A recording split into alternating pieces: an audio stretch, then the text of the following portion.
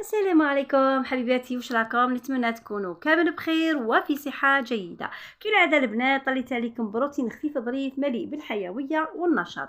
البنات بعد ما غسلت اليوم كان بعد ما استقهويت كان عندي شويه تاع الغسيل. بعد ما غسلته حبيت لهنا نوري لكم كيفاش نيطوايو الغساله لازم ديريها في عينيك.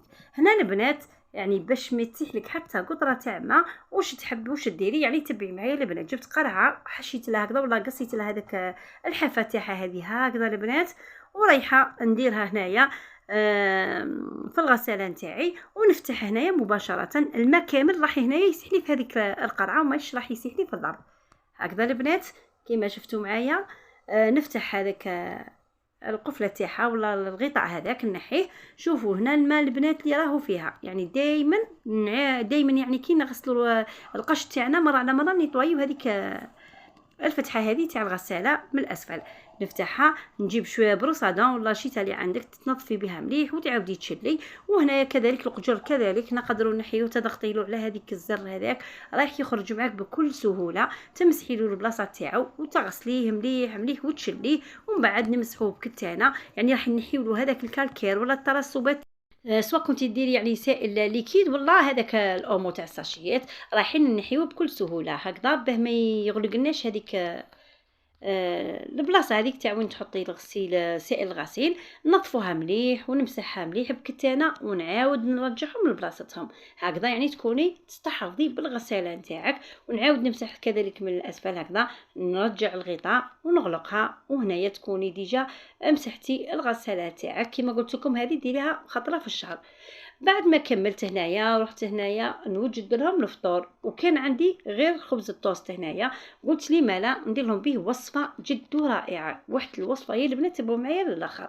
انا هنايا كان عندي كميه من خبز التوست ومن الافضل يكون النوعيه هذيك تاع يجي الابيض ما تجيبوش هنايا اللي فيه القمح هذاك الصلب يتفتت معاكم. انا كان متوفر عندي هذا.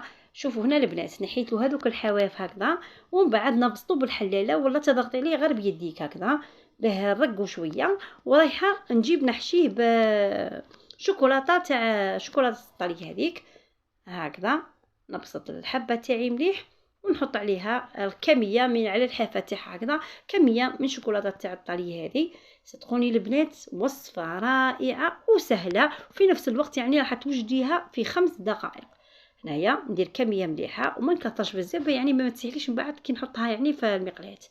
راح نعاود نرولي هذيك الخبز تاعي نغلق على هذيك الشوكولا مليح مليح هكذا. وراح نحط غير قطعه تاع زبده في المقلاة تاعي ونحط هنايا الخبز تاعي كيما راكم تشوفوا ولا السيجار تاعي يتحمر لي مليح مليح فيك الزبده. البنات هنايا بعد ما نوجدهم كامل نحطهم هكذا تحبي تحليهم كامل وتحشيهم من الداخل ومن بعد تروحي طول هنايا تغطسيهم. هنا لازم نغطسهم في البيض هكذا. نغلق الحبه تاعي نروليها مليح ومن بعد هنا البنات بعد ما نكمل الحبات تاعي كامل كيما قلت لكم نروح نغطسهم في البيض ومن بعد نحطهم في المقلاة غير ياخذوا تحميره فقط ونحيوهم هكذا. الاولاد تاعنا كامل تعرفوا بلي يحبوا هذا الشوكولا هذه ويحبوا الحاجه الحلوه.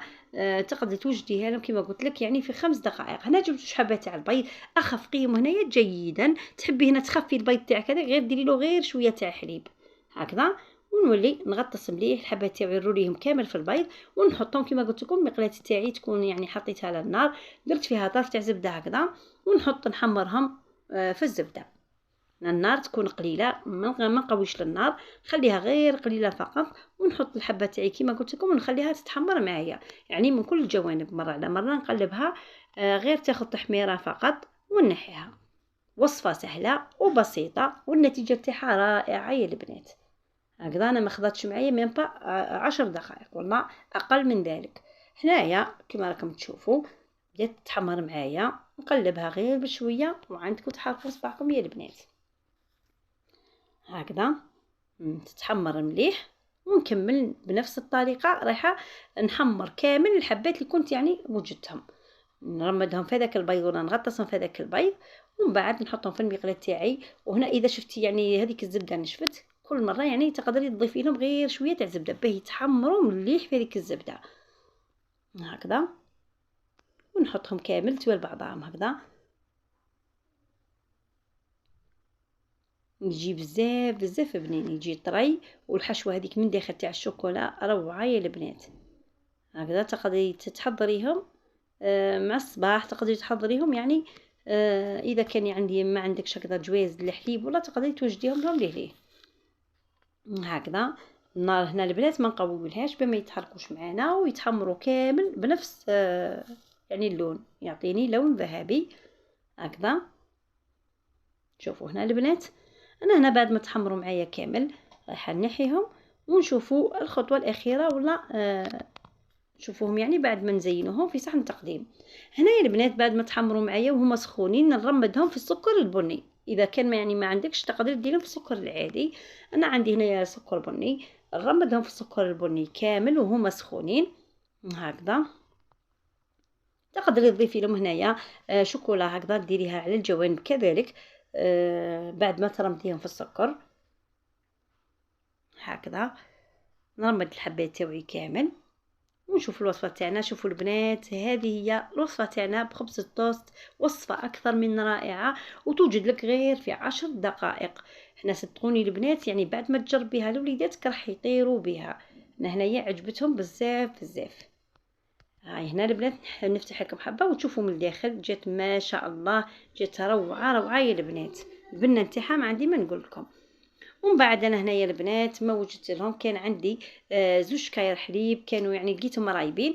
واش درت البنات، انا المقطع راح تحذف لي، انا حطيتهم على النار وخليتهم النار قليله البنات، والحليب تاعي هكذاك يعني بلا ما يحمض لي ماوش حامض.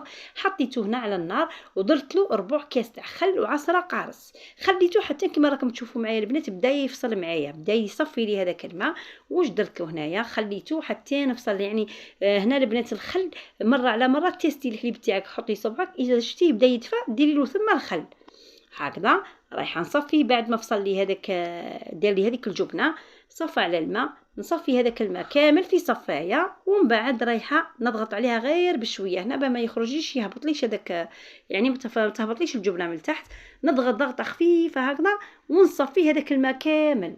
بعد ما نصفيه هنايا مليح مليح رايحه نعاود نرجعو في كسرونه ولا ونحطو على النار. يعني طريقه تاع الجبن هذه، هذا الجبن الطلي ولا الفرماج هذا تاع الطلي يجي بزاف بزاف هايل.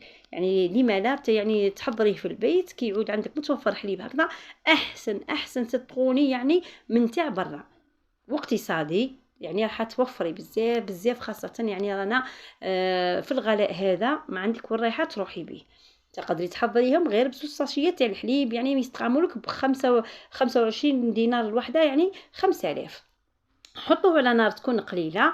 جبت له هنايا كسرونه تكون اينوكس هكذا ولا تكون تاع فخار، يعني ما ديريهاش في الالومنيوم لانه مضر بالصحه. جيبي كسرونه كيما هكذا تاع اينوكس هكذا وبداي هنايا على نار قليله تبداي تقلبي فيه حتى يسخن معاك هذاك الجبن ويبدا هنا يولي كي شغل مطاطي يبدا يذوب يسيح شويه وتروح هذيك التكتلات، يعني ما يقعدش مكربع كيما راكم تشوفوا في الجبنه تاعي. في هذوك التكتلات هنا راح ترطب معاك يعني وتذوب شويه، ثم راح نحيها على النار ونروح نديرها في الاشوار. هنايا اذا ما عندكش الاشوار تقدري ديريها في الخلاط يعني الاله اللي عندك اللي متوفره عندك، اشوار ولا في الميكسر تقدري ديريها كيما تقدري ديريها في الخلاط هكذا.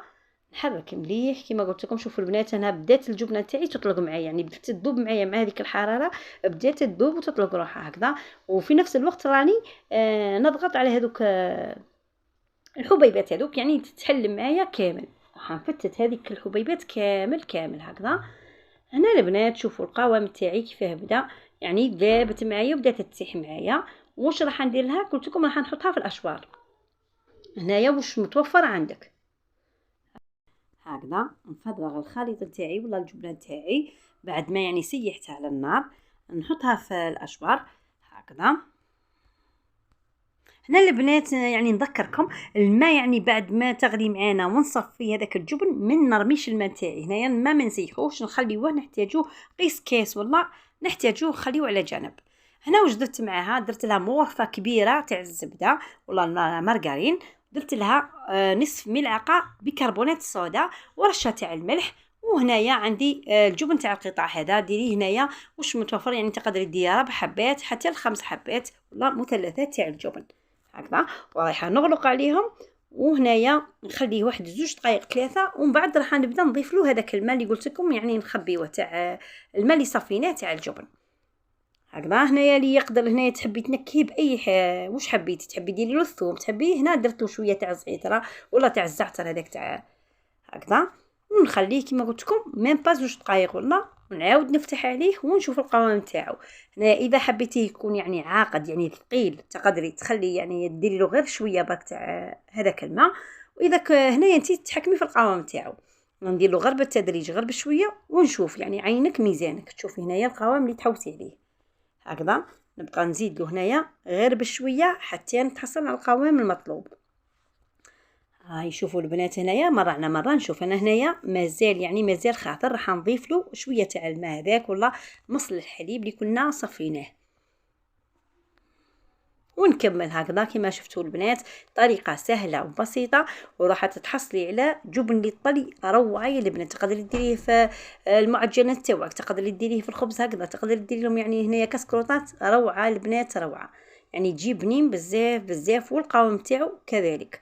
انا هنايا تقريبا درت نص تاع الكاس هذا كامل هكذا، ونكمل يعني غير ضربه 2 3 صاي يكون واجد معانا. شوفوا هنا البنات يعني كيفاه ولا كريمي، وراح نعتلكم من داخل كيفاه القوام تاعو جا روعه يا البنات، جا رطب والبنه تاعو ما عندي ما نقول لكم، خاصه يعني كي درت له انا هنايا الزعتر كما قلت لك هنايا واش حبيتي تنكهي هنايا.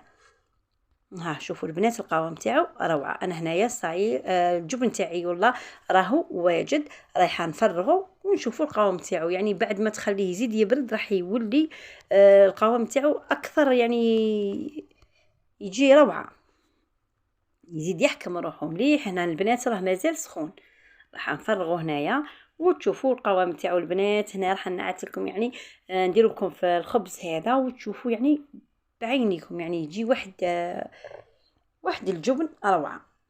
هذا هو الجبن تاعنا تاع نهار اليوم البنات، حضرناه مع بعض كما شفتوا بمقادير بسيطه متوفره في كامل البيوت، وراح تتحصلي على جبن تاع الطلي روعه البنات وكميه ما شاء الله.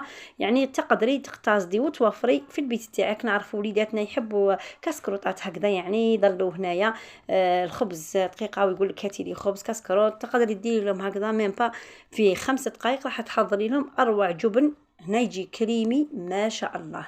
هذه هي الوصفه تاعنا تاع نهار اليوم البنات. نتمنى الروتين تاع نهار اليوم يكون يعني نال اعجابكم. ما تنسونيش حبيباتي بالجيم والكومنتير والبارطاج لاحبابكم واصدقائكم، واذا كنت اول مره تزوري قناتي ما تنساش هنايا ديري لي جيم وتعبزي على هذاك الجرس باش توصلك كامل وصفاتي. في امان الله، مع السلامه.